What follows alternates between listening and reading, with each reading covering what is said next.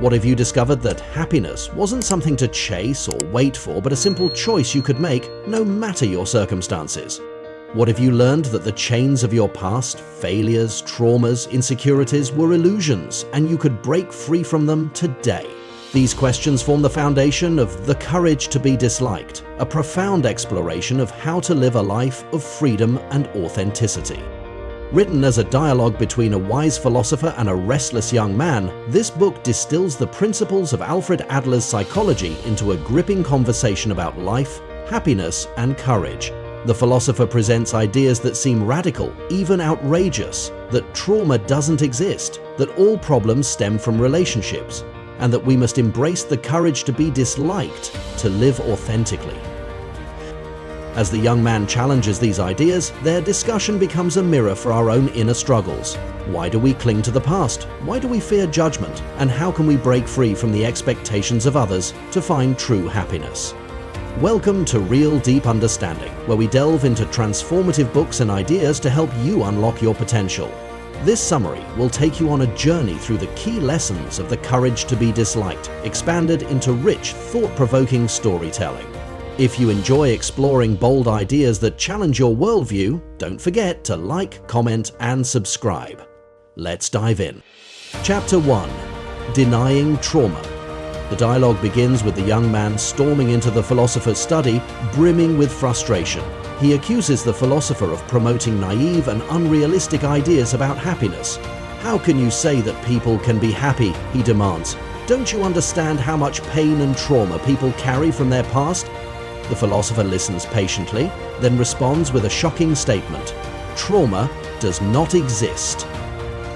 The young man is incredulous. How can the philosopher deny the profound impact of past events on a person's life? He recounts stories of people who have suffered abuse, betrayal, and loss, arguing that these experiences leave scars that shape their future. But the philosopher counters with a different perspective. It's not the events themselves, but the meaning we assign to them that affects us. He tells a story about two people who grew up in poverty. One becomes bitter, blaming their circumstances for their failures. The other uses their experiences as fuel to build a better life. The difference, the philosopher explains, lies in their interpretation of the same events. The young man pushes back, pointing out that some events are undeniably traumatic. The philosopher acknowledges the pain of such experiences, but insists that even these do not determine our future. "You are not defined by what happened to you," he says. "You are defined by how you choose to respond." This idea is both liberating and unsettling. It suggests that we have more control over our lives than we realize, but it also removes the comfort of blaming the past. The philosopher urges the young man to consider, what if holding on to the idea of trauma is a way to avoid taking responsibility for your life? The chapter ends with the young man deep in thought, grappling with the radical notion that his past doesn't have to define him. Chapter 2.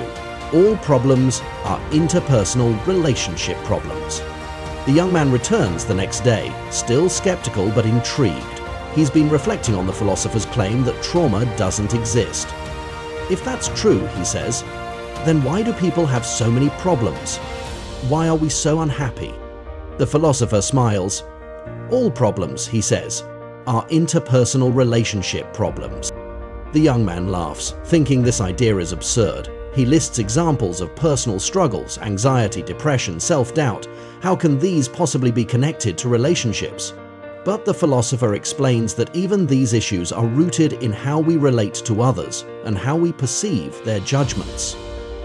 For instance, a person might feel anxious about giving a presentation. Is the anxiety about speaking, or is it about the fear of being judged? Similarly, someone might struggle with low self-esteem because they compare themselves to others and feel they don't measure up. The philosopher introduces the concept of tasks to illustrate this point.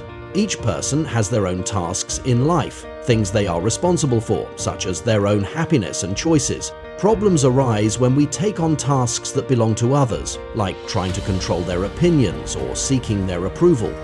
He tells a story about a young woman who avoided pursuing her passion for painting because her parents disapproved. She spent years trying to win their approval, sacrificing her dreams in the process. The philosopher asks, Was her unhappiness caused by her parents or by her decision to prioritize their opinions over her own desires? The young man begins to see the connection. By focusing on what others think, we give away our power and create unnecessary problems. The philosopher emphasizes the importance of separation of tasks, recognizing what is ours to control and what belongs to others. This chapter is a turning point in the dialogue. The young man realizes that many of his struggles stem from his relationships and his fear of rejection. The philosopher challenges him to consider what would happen if he let go of this fear and focused on his own tasks. Chapter 3. Discarding the desire for recognition. The young man comes back to the philosopher, more unsettled than before. He feels as though he's on the verge of a breakthrough, but the next lesson, the rejection of the desire for recognition, proves to be even more challenging than the previous ones. The philosopher begins by suggesting that the young man look closely at his motives for doing anything. When you achieve something, is it for the sheer joy of the task or for the validation you might receive, he asks. The young man protests, arguing that wanting to be acknowledged is only natural. He explains that humans are social beings and recognition is a form of connection. The philosopher nods in agreement but goes deeper. Recognition is fine, but when you base your entire sense of self-worth on it, you are at the mercy of others. Your self-esteem becomes dependent on external approval. The young man reflects on his own life. He realizes that much of his frustration comes from feeling overlooked by others. He seeks validation in everything, from his work to his relationships. But when he doesn't receive the recognition he expects, he feels empty, as though his worth has diminished. The philosopher shares a powerful metaphor about a man who constantly seeks praise for his work. No matter how much recognition he receives, it never feels like enough. The problem, the philosopher explains, is that external validation can never fill the void of internal emptiness. The more you seek approval, the more you need it, and the less satisfied you feel when you get it. This revelation causes the young man to pause and reconsider his approach to life. The philosopher explains that true self-worth comes from within. When you find joy and fulfillment in what you do, whether or not others acknowledge it, your sense of self remains stable and grounded. The philosopher emphasizes that this doesn't mean rejecting the need for social connection entirely. Humans do need others to thrive. However, relying on external recognition as the sole measure of your value is a slippery slope. True fulfillment comes from doing things for their own sake, not for the praise they might garner. This idea challenges the young man's worldview. He realizes that by seeking constant recognition, he has trapped himself in a cycle of neediness. True freedom lies in letting go of this desire and focusing on the intrinsic satisfaction that comes from living authentically. As the young man reflects on this lesson, he begins to see how deeply entrenched the need for approval is in his life. But he also senses the possibility of liberation. If he can let go of the need for validation, he will no longer be at the mercy of other people's opinions. The chapter ends with the young man feeling a glimmer of hope, but also aware of the challenge that lies ahead, living without the constant desire for recognition. Chapter 4. Living in the present. The next lesson the philosopher imparts is about the importance of living fully in the present moment. The young man has been learning to understand himself better, but there's still one significant obstacle: his tendency to worry about the future. The philosopher explains that much of human suffering comes from being trapped either in the past or the future. We often dwell on our past mistakes, or we anxiously anticipate things that may never happen in the future. Both of these mental traps prevent us from fully experiencing the present moment. The young man is skeptical. But how can I live in the present when the future is so important? My career, my relationships, my future happiness, these all require careful planning and thought. The philosopher patiently explains that planning for the future is not the problem. The issue arises when we become overly consumed by the future and lose touch with the present. The more we focus on the future, he says, the less we appreciate the present moment, and the less capable we become of enjoying life as it is. To illustrate his point, the philosopher tells a story of a skilled violinist. The violinist plays not for an audience's applause, but because she loves the music itself. In doing so, she transcends the pressure of performance and is absorbed in the moment, experiencing the pure joy of her craft. This concept resonates deeply with the young man, who often feels burdened by the pressure to succeed and plan for his future. The philosopher explains that when we let go of expectations and immerse ourselves in the task at hand, we achieve a state of flow, where we feel most alive and fulfilled. The young man realizes that so much of his life has been spent worrying about what will happen next, leaving him unable to fully experience what is happening right now. He learns that true happiness is found when we stop chasing after an ideal future and start embracing the present moment. The philosopher concludes this lesson by encouraging the young man to focus on the here and now. He should do his work not for the praise it might bring or the rewards he hopes to gain, but for the joy of the process itself. The young man begins to feel lighter, as if a burden has been lifted from his shoulders. He understands that by living in the present, he can unlock a deeper sense of peace and fulfillment. Chapter 5. The Courage to be Disliked. The final and most profound lesson is about the courage to be disliked. This idea shakes the young man to his core. He spent most of his life trying to please others, seeking approval and fearing rejection. The thought of being disliked, or worse, rejected, fulfills him with dread.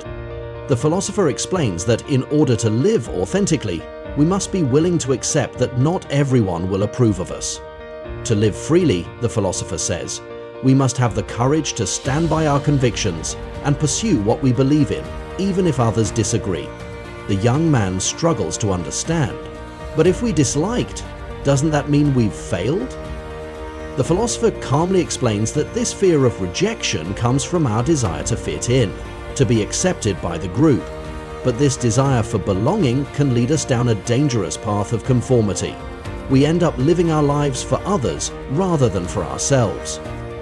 The philosopher shares a poignant story about a man who lived his life according to others' expectations. He was constantly concerned with being liked, fitting in, and avoiding rejection. But this led him to suppress his true desires and live a life of quiet desperation. The philosopher asks, was this man truly free, or was he simply a puppet of others' opinions? The young man is struck by the realization that his fear of rejection has shaped many of his choices. He has compromised his values and desires just to gain the approval of others. But as the philosopher explains, true freedom comes from living in alignment with your own values and beliefs, not based on what others think of you. Being disliked is not a failure, the philosopher reassures him. It is a sign that you are living authentically, true to yourself. This idea is revolutionary for the young man. It means that he doesn't need to chase approval or seek validation. He can live according to his own values, regardless of the opinions of others. The philosopher reminds him that this kind of courage requires strength, but it is the key to true happiness. The young man begins to understand that by rejecting the fear of being disliked, he can finally live a life that is truly his own.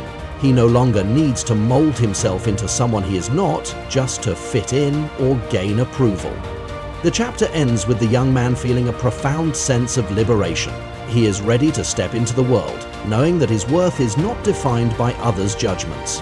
He can now embrace the courage to be disliked, and in doing so, he will discover the true freedom of living authentically. In conclusion, in the end, the courage to be disliked challenges everything we thought we knew about happiness and fulfillment. It asks us to let go of our need for validation, our attachment to the past, and our fear of rejection. Through the teachings of the philosopher, we learn that true freedom and happiness come not from external circumstances, but from the choices we make every day about how we live and who we choose to be. As you reflect on these lessons, consider how they apply to your own life. Are you still seeking approval?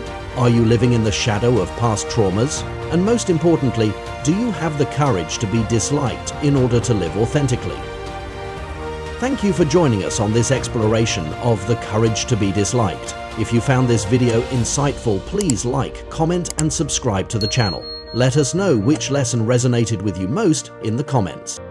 Remember, true happiness comes from within, and sometimes the courage to be disliked is the key to unlocking a life of authenticity and joy. Keep growing, stay true to yourself, and never stop seeking deeper understanding.